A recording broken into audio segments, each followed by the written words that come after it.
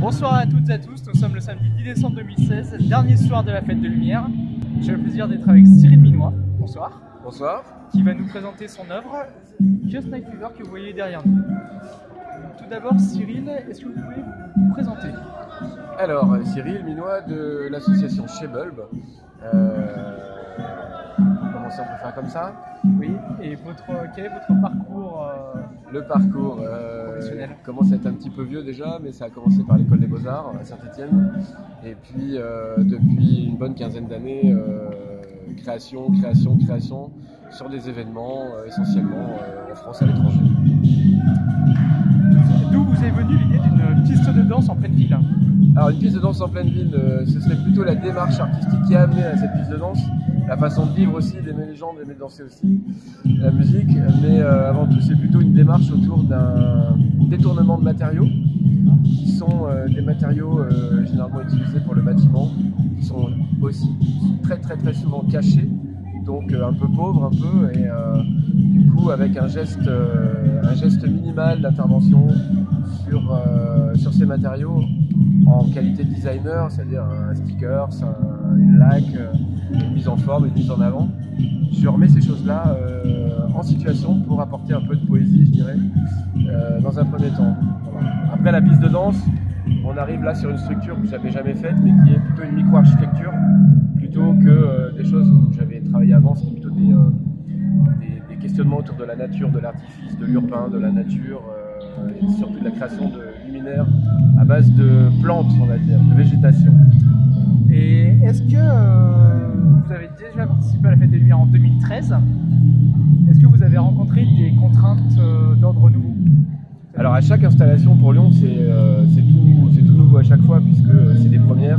Lyon a l'exclusivité des créations pour les créateurs.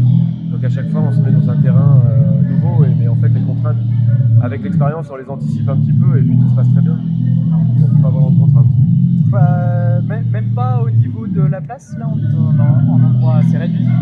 Ouais. Vous auriez pas imaginé une autre œuvre si vous aviez eu plus de place?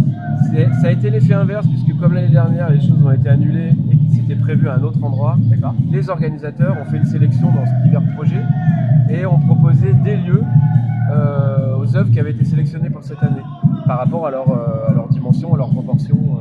Voilà. Donc c'est donc vous qui avez choisi de vous implanter ici? Voilà, moi j'ai donné mon accord après un repérage avec eux en venant voir les dimensions de l'objet, de l'installation.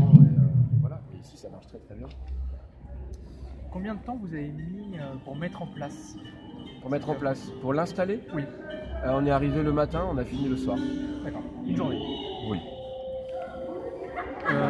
Est-ce que vous pouvez nous expliquer le choix du matériau plastique?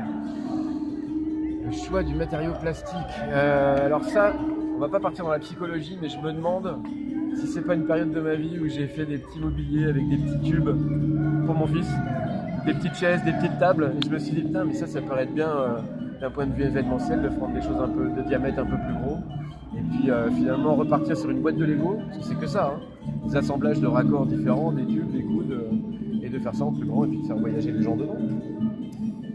Donc le choix du plastique, il s'est pas posé en fait, c'est surtout le choix de la diversité des possibilités d'assemblage qu'ont donné ces éléments simplement.